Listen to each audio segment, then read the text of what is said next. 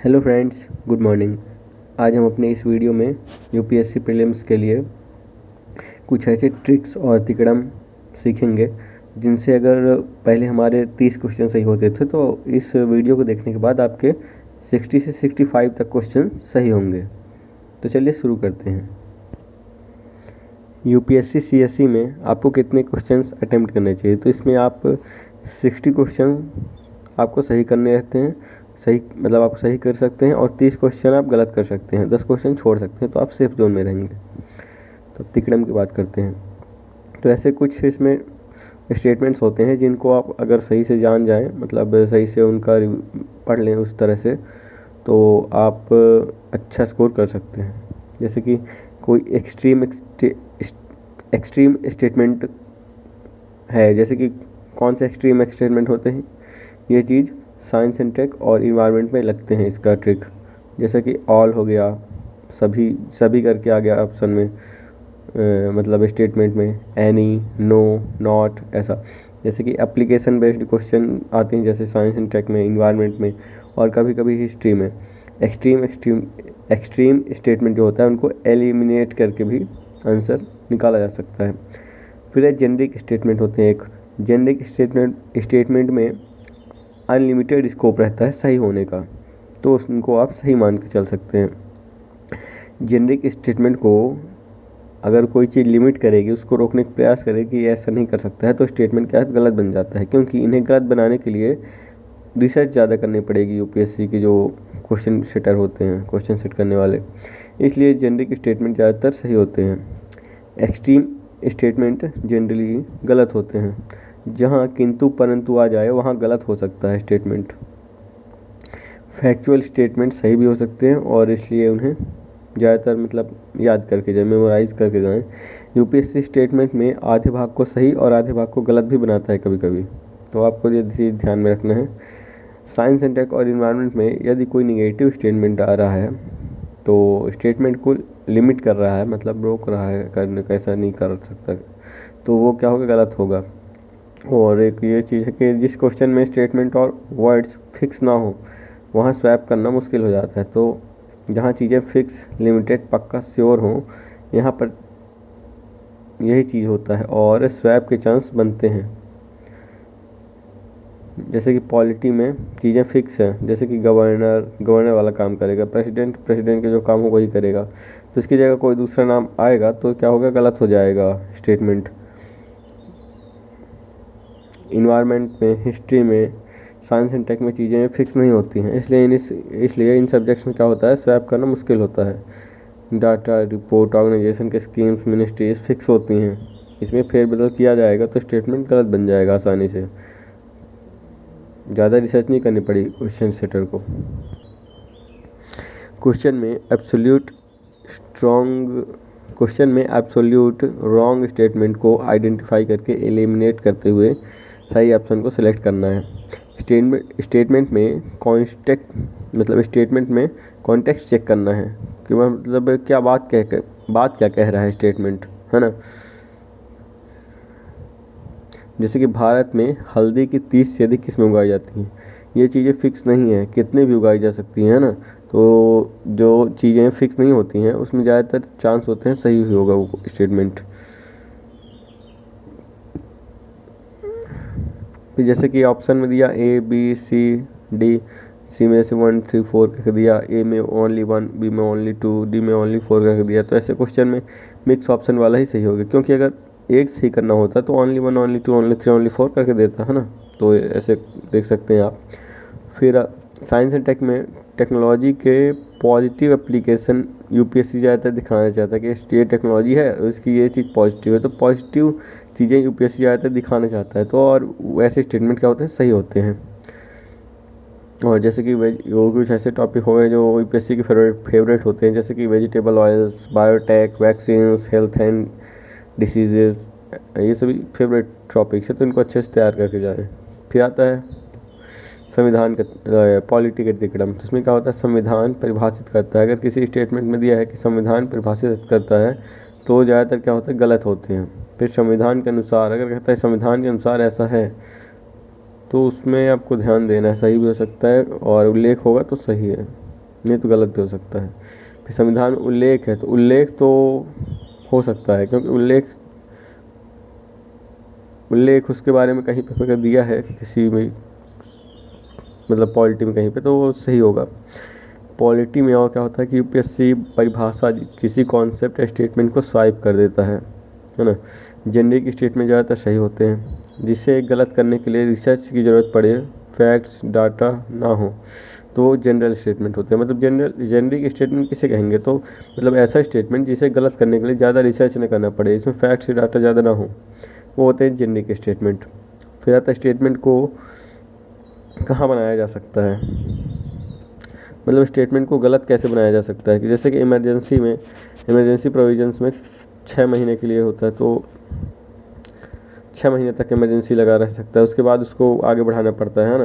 तो ऐसे जैसे कि ऑप्शन में दे दिया 12 महीना, तो वो क्या होगा, पूरी तरह से गलत हो गया, उसको फिर कहीं रिसर्च करने नहीं जाना है कि ये सही है गलत है, तो ऐसे करके गलत बना देता है स्टेटमेंट यूपीएससी। और जहाँ पे स्वाइप किया जा सकता है वहाँ पे गलत हो सकता है। स्वाइप मतलब क्या होता है, स्वाइप मतलब एक्सचेंज कर दिया ऑप्शंस को, इस वाले में सही वाला नीचे वाले में डाल दिया, और नीचे वाले का सही वाला जो है ऊपर वाले ले उसमें डाल दिया, ऑप्शन में डाल दिया, तो इस तरह से स्वाइप कर सकता है। जैसे प्रेसिडेंट की जगह पर गवर्नर कर दिया, तो ऐसे गलत कर सकता है, रॉन्ग स्टेटमेंट देकर करा सकता है गलत।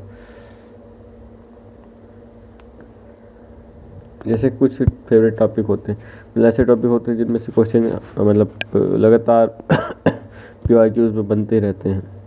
जैसे कि CCUS, carbon capture utilisation and storage, इसके बारे में अच्छे से पढ़ लेना है आपको।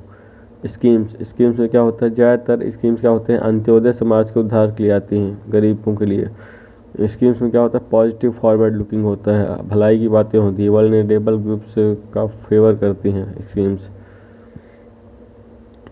स्वैप तो मतलब जो इसमें ये सभी जो स्टेटमेंट में हो, इन जो बताया हूँ, तो जैसे कि अंत्योदय समाज के बारे में, भलाई के बारे में बता, पॉजिटिव स्टेटमेंट है, वल्नरेबल ग्रुप का फेवर कर रही है, तो वो कैसी वो स्टेटमेंट क्या होता है, सही होता है जनरली। स्वैप का डाउट आए अगर क्वेश्चन में, तो कॉन्टेक्स्ट चेक करो क्वेश्चन का, कि क्वेश्चन कहना क्या चाह रहा है। स्वैप करने के बाद सीधा गलत हो जाएगा या रिसर्च करने की ज़रूरत पड़ेगी, है ना, ऐसा चेक करना है। यदि सीधा गलत हो जा रहा है तो स्वैप नहीं करेगी। यदि आपको रिसर्च करने की ज़रूरत पड़ रही है, यदि आपको रिसर्च करने की ज़रूरत पड़ रही है उसके लिए, तो क्या करना है, स्वैप नहीं करेगी यूपीएससी। ऐसे बड़े बड़े नाम याद करने हैं, जैसे पॉलिटी में क्या करना है, ऐसे बड़े बड़े नाम याद करने हैं जो संविधान सभा में और अंतिम सरकार में नहीं थे, जैसे गांधी जी नहीं थे, है ना। ब्लैक होल क्या है, मतलब साइंस में क्या है, ब्लैक होल के बारे में अच्छे से पढ़ना है, अर्थ इवोल्यूशन के बारे में, स्पेस एंड टेक के बारे में, ये फेवरेट थीम से यूपीएससी के। मृदा में कार्बनिक पदार्थ का उच्च अंश मृदा की जल धारण क्षमता में वृद्धि करता है, तो यहाँ पे स्टेटमेंट में पीवाईक्यू में दे दिया था कि कमी करता है। मृदा में कार्बनिक पदार्थ का उच्च अंश मृदा की जल धारण क्षमता में कमी करता है, ऐसा दिया था, लेकिन इसमें सही होगा वृद्धि करता है। जिन स्टेटमेंट में ड्रास्टिकली आ जाए, ज़्यादातर गलत ही होते हैं वो स्टेटमेंट, है ना। तो साइंस एंड टेक में ट्रैप ये रहता है, एक ट्रैप ये रहता है कि साइंस एंड टेक में स्टेटमेंट को फर्स्ट पार्ट में पॉजिटिव और सेकंड पार्ट को अगर निगेटिव दिखाता है तो वो जनरली गलत होता है। जैसे कि शैवाल आधारित जैव ईंधनों का उत्पादन केवल समुद्रों में ही संभव है, महाद्वीपों पर नहीं। तो क्यों नहीं संभव महाद्वीपों पर, तो गलत है। जहाँ स्टेटमेंट लिमिटेड नहीं है, अनलिमिटेड है, वह सही होता है ज़्यादातर। जब किसी चीज़ के यूज़ के बारे में पूछा गया हो तो एब्सर्ड स्टेटमेंट, जिसका एब्सर्ड मतलब क्या होता है, जैसे जिसका कोई लिंक ना हो स्टेटमेंट से, है ना, तो कोई एब्सर्ड स्टेटमेंट हो तो उसको वो क्या होता है, जनरली गलत ही होता है। और यदि जेनरिक स्टेटमेंट हो तो वो सही होगा। वायरस, जैसे कि वायरस हो गया, ये भी यूपीएससी का फेवरेट थीम में आता है। वायरस क्या कहता है, मतलब लिविंग ऑर्गेनिज्म को क्या कहते हैं, इन्फेक्ट करता है जिंदा लोगों को। ज्योग्राफी के तिकड़म, ज्योग्राफी में क्या होता है, ज्योग्राफी में स्वैप करता है यूपीएससी, क्योंकि इसमें चीज़ें क्या होती है, फिक्स होती हैं ज़्यादातर, इसलिए ज्योग्राफी में स्वैप लग जाता है। यूपीएससी अगर टेक्नोलॉजी एडवांसमेंट में कंपैरिजन कराए तो वह वहाँ पे क्या होता है, गलत होता है स्टेटमेंट। हिस्ट्री तिकड़म स्वैप करता है क्योंकि चीज़ें फिक्स होती हैं हिस्ट्री में।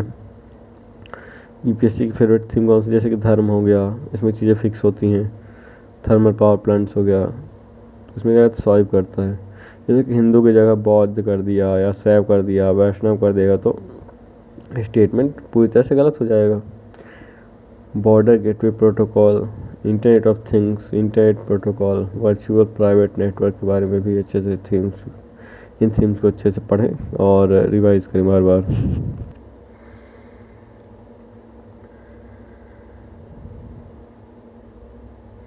अपसाइड स्टेटमेंट को गलत कर देना जाए तो मतलब एलिमिनेट कर देना है, मतलब जो जिसका कोई कॉन्टेक्स्ट ना हो दूसरे स्टेटमेंट से। एप्लीकेशन बेस्ड जो क्वेश्चन हो तो उसमें वाइडर ऑप्शन, जो ज़्यादा वाइडर ऑप्शन हो है ना, ब्रॉडली हो, तो उनको क्या करना है, उसको सेलेक्ट करना है। वाइड अनलिमिटेड स्कोप हो सही होने का। कोई चीज़ें फिक्स हो तो गलत होती हैं। Generally all of the above answers ज़्यादातर सही होते हैं। यहाँ ऑप्शन में 5 या 6 ऑप्शंस हों, वहाँ एक्स्ट्रा थिंकिंग करनी है। अपसाइड स्टेटमेंट को एलिमिनेट करके आंसर निकालना है। साइंस एंड टेक में जनरल डिटेल्स और बेसिक साइंस फिक्स होता है स्टेटमेंट इनका। ट्रैप क्या होता है, डाटा में गलत कर सकता है, ऑर्गेनाइजेशन का नाम गलत कर सकता है, कंपैरिजन स्वैप कर सकता है, फैक्चुअल चीज़ें गलत कर सकता है। ठीक है। साइंस एंड टेक में करंट अफेयर्स पढ़ते समय डाटा और ऑर्गेनाइजेशन वाली कोई चीज़ आए तो उनका बार बार रिवीजन करना है अच्छे से। ठीक है। एप्लीकेशन वाले पार्ट का बार बार रिवीजन कर, जो एप्लीकेशन बेस्ड क्वेश्चन होते हैं उनका बार बार रिवीजन नहीं करना है, क्योंकि एप्लीकेशन बेस्ड है वो क्या होते हैं, सही होते हैं। यूपीएससी की फेवरेट थीम्स पर ज़्यादा रिवीजन करना है। साइंस एंड टेक में यूपीएससी मेनली डिस्कस या इंटरेस्टेड इन पॉजिटिव, मतलब पॉजिटिव थिंग में साइंस एंड टेक में ज़्यादा एप्लीकेशन बेस्ड स्टेटमेंट देता है, वो सही होते हैं। New tech better features than earlier can expensive limitation भी होता है। New tech can better features than earlier, मतलब जो पहले था उससे अब बेटर चीज़ें आती हैं, और वो क्या होती हैं, महंगी होती हैं। न्यू चीज़ें जो होती हैं बेटर फीचर्स होता है उसमें, लिमिटेशंस भी होता है उसमें। Favourite themes and smart reading and revision, मतलब फेवरेट थीम जो उसको अच्छे से पढ़ना है, रिवीजन करना है बार बार, और रीडिंग करना है बुक्स का। साइंस एंड टेक में और इन्वायरमेंट में यूपीएससी अगर 3 स्टेटमेंट बनाता है तो एक स्टेटमेंट में उसको एक्सप्लेन करता है, मतलब 3 स्टेटमेंट दिया है तुमको क्वेश्चन में और एक स्टेटमेंट में उसको एक्सप्लेन कर रहा है, तो क्या होता है, सही होता है। लाईफाई का दूसरा नाम जैसे कि विजिबल लाइट कम्युनिकेशन है।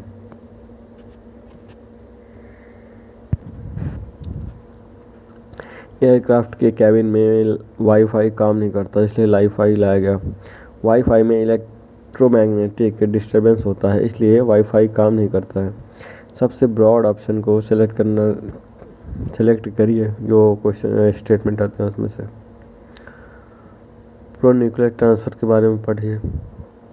इस टेक्नोलॉजी को दूसरा नाम, जो प्रो न्यूक्लियर ट्रांसफ़र है, इसका दूसरा नाम इस टेक्नोलॉजी का 3 पेरेंट बेबी है। Visible light communication 375 to 780 nm वाली विद्युत चुंबकीय स्पेक्ट्रमी तरंग दैर्ध्य का उपयोग करती है।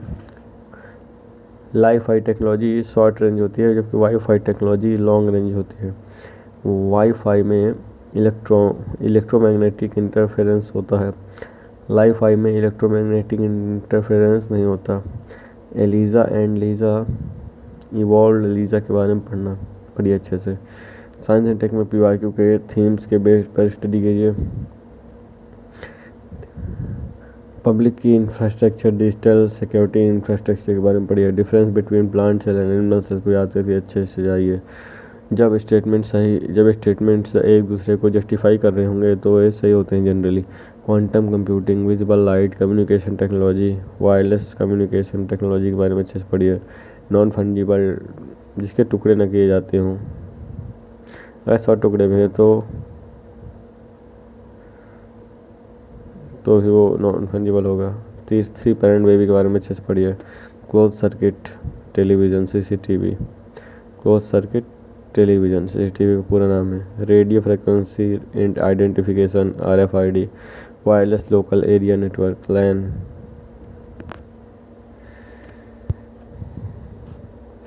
कार्बन डेटिंग से एज का पता चलता है किसी चीज़ का।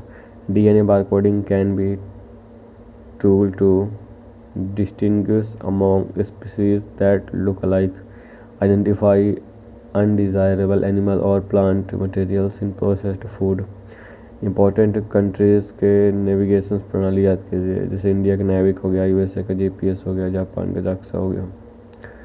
कार्बन कैप्चर एंड सिक्वेस्ट्रेशन, ये इंपॉर्टेंट है, इसके वो अच्छे से पढ़ना है। ग्रेफाइट बैटरी कैथोड में काम करती है। कोबाल्ट लिथियम निकल कैथोड में काम करती है। RNA interference technology, it is used in developing gene silencing therapies. AMR anti microbial resistance, कभी कभी दवाइयाँ कुछ रोगों पर काम नहीं करती हैं क्योंकि कीटाणु दवाओं के खिलाफ मजबूत हो जाते हैं। म्यूटेशन क्या है? बैक्टीरिया वायरस समय के साथ अपना रूप बदलते हैं जिससे दवा उन्हें पहचान नहीं पाती, ये म्यूटेशन है। कारण क्या होता है इसका? Taking incorrect doses of antibiotics to cure disease, using antibiotics in livestock farming. CRISPR-Cas9, a molecular scissors used in targeted gene editing, open application programming interfaces. It can be integrated into any electronic device.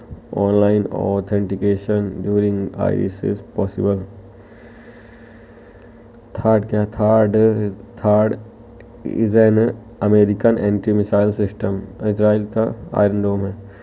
Any जैसे कि इस statement में any आ गया, only आ गया, तो ऐसे extreme statement के context check करके हमेशा आंसर देने हैं। 3D 4D प्रिंटिंग के बारे में पढ़ना है अच्छे से। Event horizon, singularity, string theory, standard model, observation and understanding of the universe, eLISA to detect gravitational waves.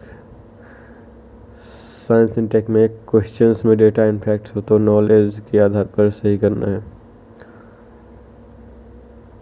जैसे कि PSLV में 4 स्टेज होते हैं, GSLV में 3 स्टेज होते हैं। बिटकॉइन के बारे में अच्छे से पढ़ना है। क्वेश्चंस में उन ऑप्शंस को पहले एलिमिनेट करना है जिनके गलत होने के चांस सबसे ज़्यादा होते हैं। न्यूरो डिजेनरेटिव प्रॉब्लम्स क्या हैं, इनके प्रभाव के बारे में पढ़ना है। मैग्नेटाइट कण किनसे उत्पन्न होते हैं, इसके बारे में पढ़ना है। ब्रॉडर ऑप्शन को सेलेक्ट करना है, ठीक है ना, किसी भी क्वेश्चन में तिकड़म के साथ कॉमन सेंस यूज करते हुए सही करना है।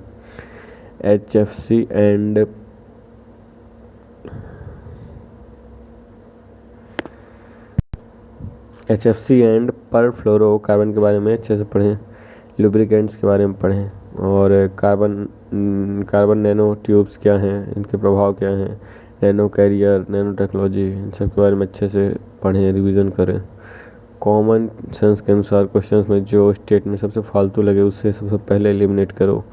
जैसे कार्बन नैनो ट्यूब को मानव शरीर के क्षतिग्रस्त भाग के लिए कृत्रिम रक्त कोशिकाओं के रूप में बनाया जा सकता है, एकदम फालतू स्टेटमेंट है, इसलिए इस प्रकार के स्टेटमेंट को एलिमिनेट करके आंसर निकाल सकते हैं आप। राडार्स क्या हैं? राडार्स क्या है, इनके उपयोग कहाँ होते हैं, इसके बारे में अच्छे से पढ़ें। हाइड्रोजल्स क्या हैं और इनके उपयोग। बुक्स में एक्सट्रीम स्टेटमेंट पॉजिटिव में दिया है तो उसे याद करके जाइए। टेक्नोलॉजी के नए चीज़ों के बारे में, वो क्या क्या है, उनके यूजेस और एप्लीकेशन को अच्छे से पढ़ के जाइए, याद करके जाइए। Important themes of science and tech के इंपॉर्टेंट थीम्स कौन कौन से हैं। बायोटेक में vaccine, drug, health, diseases. Emerging technology जैसे कि blockchain, AI, metaverse, quantum, nanotech, ICT। Space के बारे में जैसे मिशन हो गया, मिशंस के बारे में अच्छे से पढ़ो। इसरो, नासा के बारे में, डिफेंस में मिसाइल्स, एयरक्राफ्ट के बारे में 1 साल का करंट अफेयर अच्छे से पढ़ना है। और एक बुक एक सोर्स फॉलो करना है। PRQ का एक्सप्लेनेशन अच्छे से कॉन्सेप्ट समझना है और याद कर लेना फैक्ट्स और चीज़ें। इसी राज्य में मुख्य सचिव को उस राज्य के मुख्यमंत्री द्वारा नियुक्त किया जाता है। ये सही है। राज्य में मुख्य सचिव का नियत कार्यकाल नहीं होता। चीफ एक सेक्रेटरी के बारे में कुछ जो मतलब चीफ सेक्रेटरी के बारे में अच्छे से पढ़ो। संविधान अगर किसी स्टेटमेंट में दिया हो संविधान इसे परिभाषित करता है ना, तो जनरली गलत होता है। संविधान जिस चीज़ को परिभाषित नहीं करती उसके लिए पार्लियामेंट लॉ बनाती है ताकि उसे डिफाइन कर सके। संविधान के अनुसार जिस स्टेटमेंट में अगर दिया हुआ है तो वहाँ पर याद करना है कि संविधान में किस आर्टिकल में यहाँ दिया गया है, मतलब संविधान में कहाँ पे इसको दिया गया है। अगर नहीं दिया गया है तो क्या गलत होगा। संविधान के अनुसार वर्सेस कन्वेंशन के अनुसार, बहुत सारी चीज़ें कन्वेंशन के अनुसार होती हैं जैसे लॉ के अनुसार। जैसे संविधान के अनुसार स्पीकर रूलिंग पार्टी का होता है, तो ये क्या गलत है क्योंकि कन्वेंशन के अनुसार स्पीकर रूलिंग पार्टी का होता है ना, दिया गया है। यूपीएससी जहाँ जनरली रॉन्ग स्टेटमेंट बनाती है, यहाँ पर मतलब जहाँ जनरली रॉन्ग स्टेटमेंट बना देती है और संविधान में उल्लेख है, किसी स्टेटमेंट में दिया संविधान में उल्लेख है ना, तो जनरली ऐसे स्टेटमेंट सही होते हैं। पॉलिटी के ट्रैप क्या क्या है, जैसे डाटा मैनिपुलेट हो सकता है। राज्यसभा और लोकसभा सदस्य बनने के लिए कितनी एज होनी चाहिए, तो राज्यसभा के लिए 30 होनी चाहिए और लोकसभा के लिए 25 होनी चाहिए। तो इनको क्या करता है, स्वैप कर सकता है, तो पूरी तरह से स्टेटमेंट गलत हो जाएंगे। जैसे राज्यसभा के लिए जैसे 25 दे दिया, लोकसभा के लिए 30 दे दिया, तो क्या हो जाएगा, गलत हो जाएगा। यूपीएससी संवैधानिक अथॉरिटीज़ को हमेशा पॉजिटिव एस्पेक्ट दिखाती है, इनका हमेशा स्टेटमेंट इनके करेक्ट होते हैं। कॉन्टेक्स्ट चेक करिए उसके बाद देखिएगा।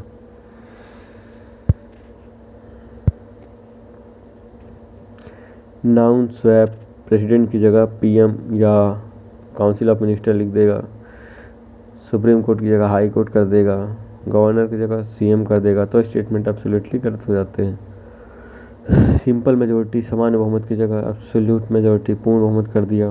पॉलिटी में एक्सट्रीम वर्ड्स को हमेशा गलत नहीं मानना है, ये सही भी हो सकते हैं। एक्सट्रीम वर्ड्स को साइंस एंड टेक्निकल एनवायरनमेंट में गलत मान सकते हो क्योंकि उसमें यूपीएससी एक्सट्रीम वर्ड्स गलत बनाने के लिए ही डालता है। सभी सब्जेक्ट्स में जहाँ एक्सट्रीम वर्ड्स आ जाएं वहाँ पहले कॉन्टेक्स्ट चेक करना है कि स्टेटमेंट किस संदर्भ में क्या बात कह रहा है। एनी हो गया, ओनली हो गया, no, not, can, can't words आ जाएं स्टेटमेंट में या स्टेटमेंट निगेटिव भी हो तो वो स्टेटमेंट सही होता है पॉलिटी में। मतलब हर मतलब सब्जेक्ट का अलग अलग तिकड़म होता है, अलग अलग ट्रिक्स होते हैं, है ना, इसलिए हमेशा कॉन्टेक्स्ट चेक करके आंसर दें। जैसे प्रेसिडेंट मनी बिल को रिटर्न नहीं कर सकता है, ये निगेटिव स्टेटमेंट है ना, नहीं कर सकता है, लेकिन फिर भी ये सही है, तो पॉलिटी में सही भी हो सकता है निगेटिव स्टेटमेंट भी। हम जिन चीज़ों को सही या गलत मान रहे हैं यदि वही कॉन्टेक्स्ट बुक में है तो ठीक है, लेकिन यहाँ जहाँ गलत है उन्हें अच्छे से पढ़ना है। एम लक्ष्मीकांत से डाटा, नाउन, एक्सट्रीम वर्ड्स को हाईलाइट करना है, बार बार उसे रिवीजन करना है। अब आपको मैं बताता हूँ पॉलिटी को पढ़ने का तरीका, सही तरीका क्या है। सही तरीका, तो पॉलिटी पढ़ने का सही तरीका है कि आप टॉपिक वाइज पीवाईक्यू कीजिए। जैसे कि आपने प्रीएम्बल का टॉपिक, मतलब प्रीएम्बल के टॉपिक का क्या किया, पीवाईक्यू लगा लिए 50 जो है, उसको लगाने के बाद आप एम लक्ष्मीकांत बुक उठाइए और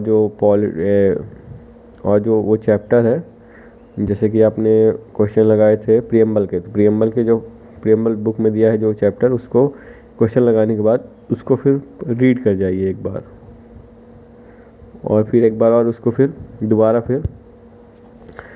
फिर एक बार ध्यान से पढ़िए। तो इस तरह से ये क्या होता है, सही तरीका होता है पढ़ने का। और इम्पोर्टेंट, जैसे कि इम्पोर्टेंट कुछ थीम भी होती हैं, मतलब पॉलिटी में जो इम्पोर्टेंट होती हैं, जैसे कि आर्टिकल के बारे में आप अच्छे से पढ़िए। 1 to आर्टिकल आपको याद होने चाहिए, कम से 1 से लेके 51 तक तो आपको रटा हुआ होना चाहिए, और उसके बाद आइडिया होना चाहिए कि हाँ किस में क्या दिया हुआ किस आर्टिकल में। प्रीएम्बल को अच्छे से पढ़िए। फंडामेंटल राइट, डीपीएसपी हो गया, फंडामेंटल ड्यूटी हो गया, जुडिशरी के बारे में अच्छे से पढ़िए, हाई कोर्ट, सुप्रीम कोर्ट, ठीक है। पार्लियामेंट के बारे में, governor and president, 5th and 6th schedule, 9 से 12 तक के जो शेड्यूल है उसको पूरी तरह से रटा ही होना चाहिए वो तो। Election commission of India, CAG हो गया, कमेटीज़ हो गई, इमरजेंसीज के बारे में अच्छे से पढ़ना है। 352, 356, 360 मतलब आर्टिकल 352 में राष्ट्रीय आपातकाल, 356 में राष्ट्रपति शासन और 360 में वित्तीय आपातकाल। बेसिक स्ट्रक्चर के बारे में अच्छे से पढ़ना है। कॉन्स्टिट्यूशनल अमेंडमेंट एक्ट के बारे में अच्छे से पढ़ना है। संविधान संशोधन के बारे में। फाइनेंस कमीशन के रिकमेंडेशन अच्छे से पढ़ना है। ये भी PIQ में कई बार पूछे गए हैं। लोकसभा और राज्यसभा के संदर्भ में विघटन, सत्रावसान, स्थगन के बारे में अच्छे से पढ़ें। राज्यसभा में लंबित कोई विधेयक जिसे लोकसभा ने पारित नहीं किया है लोकसभा के विघटन पर अवगत नहीं होता है। यह स्टेटमेंट नेगेटिव है लेकिन सही है, इसलिए पॉलिटी में नेगेटिव स्टेटमेंट देखकर गलत नहीं करना है। सत्रावसान पर विधेयक कभी भी लैप्स नहीं होता। संविधान की विशेषताएं कौन कौन सी हैं और उनके कौन कौन से नहीं है, इसे अच्छे से पढ़ना है। संसदीय सरकार की जनता के प्रति सामूहिक उत्तरदायित्व को सुनिश्चित करने के लिए संसदीय लोकतंत्र की एक क्रियाविधि है संसदीय सरकार। राष्ट्रपति शासन के उद्घोषणा के परिणाम क्या क्या हैं? राज्य के मंत्रिपरिषद को हटाया जाना, राज्य विधानसभा का विघटन नहीं होगा और स्थायी निकायों का विघटन नहीं होगा और राज्य के मंत्रिपरिषद को हटाया जा सकता है। सही है। न्यायिक पुनरीक्षण क्या है? न्यायिक पुनरीक्षण यह है कि विधियों और कार्यपालिका आदेशों की संवैधानिकता के विषय में प्रख्यापन करने के न्यायपालिका का अधिकार, यही न्यायिक पुनरीक्षण कहलाता है। Features of presidential form of government, कार्यपालिका और विधानमंडल दोनों स्वतंत्र रूप से कार्य करते हैं। यह नीति की निरंतरता प्रदान करता है और अधिक दक्ष है। मूल कर्तव्य मूल अधिकारों के साथ परस्पर संबंधित है। DPSP किसी को लिमिट नहीं करती, एम्पावर करती है। फंडामेंटल राइट्स लिमिट्स और एम्पावर दोनों करते हैं। गैर सरकारी विधेयक एवं सरकारी विधेयक के बारे में अच्छे से पढ़ें। अधीनस्थ विधान संबंधी समिति, कमेटी ऑन सबऑर्डिनेट लेजिस्लेशन, ऐसे लॉ जो पार्लियामेंट ने नहीं बनाए हैं, काउंसिल ऑफ मिनिस्टर्स ने बनाए हैं, फिर उनको पार्लियामेंट देखती है। सरकारी आश्वासनों संबंधी समिति, अधीनस्थ विधान संबंधी समिति, नियम समिति, कार्य सलाहकार समिति, इनके बारे में अच्छे से पढ़ो। ऑटोमेटिकली, इमीडिएटली, रिसेंटली, ये वर्ड्स अगर आते हैं स्टेटमेंट में तो जनरली स्टेटमेंट को गलत बनाने के लिए ही यूज़ किए जाते हैं। जैसे कि whenever the legislative assembly is dissolved the speaker shall vacant his और हर ऑफिस इमीडिएटली, ये क्या गलत हो गया ये स्टेटमेंट। संवैधानिक विकास एक्ट्स वाला चैप्टर अच्छे से तैयार करो, यहाँ से 48 क्वेश्चन आता है। एक MLA के वोट का value equal to population upon seat into 1/1000 होता है। प्रत्येक MLA के वोट का मूल्य अलग अलग राज्यों में अलग अलग होता है और MP के वोट का वैल्यू सभी MLA की वोट की value upon total seat. Lok Sabha के सदस्यों के वोट का मूल्य और राज्यसभा के सदस्यों के वोट का मूल्य बराबर होता है, क्योंकि संसद सदस्य के वोट की वैल्यू निकाली जाती है ना कि लोकसभा या राज्यसभा की। धन विधेयक क्या? धन विधेयक मनी बिल के बारे में अच्छे से पढ़ के जाइए। किसी बिल को धन विधेयक तभी माना जाएगा जब उसमें केवल किसी कर के अधिरोपण, उन्मूलन, माफी, परिवर्तन या विनियमन से संबंधित प्रावधान हो। धन विधेयक में भारत की संचित निधि एवं भारत की आकस्मिकता निधि की अभिरक्षा से संबंधित उपबंध होते हैं। धन विधेयक भारत की संचित निधि से धन के नियोजन से संबंधित होता है। सही। यह धन विधेयक भारत सरकार द्वारा धन के उधार लेने या कोई प्रत्याभूति देने के विनियमन से संबंधित होता है। सभी अनुसूचियों के बारे में अच्छे से पढ़ो। पहली लोकसभा में विपक्ष में सबसे बड़ा राजनीतिक दल CPI था। लोकसभा में नेता प्रतिपक्ष को सर्वप्रथम 1969 में मान्यता दी गई थी। लोकसभा में यदि किसी दल के न्यूनतम 55 सदस्य न हों तो उसके नेता को नेता प्रतिपक्ष के रूप में मान्यता नहीं मिल सकती। प्रस्तावना संविधान का भाग है, किंतु उसके अन्य भागों से स्वतंत्र होकर इसका कोई विधिक प्रभाव नहीं है। UPSC जिन स्टेटमेंट में संविधान के अनुसार देती है तो जनरली वो क्वेश्चन क्या होते गलत होते हैं। लोक प्रतिनिधित्व अधिनियम 1951 को अच्छे से पढ़ना है। कोई नेता या मंत्री या कोई व्यक्ति जेल जाने के बाद 6 साल तक चुनाव नहीं लड़ सकता, 6 साल बाद चुनाव लड़ सकता है। यूके के कन्वेंशन के अनुसार एक वर्ष में संसद के 3 सत्र होते हैं, किंतु सभी 3 सत्रों का चलाया जाना अनिवार्य नहीं है।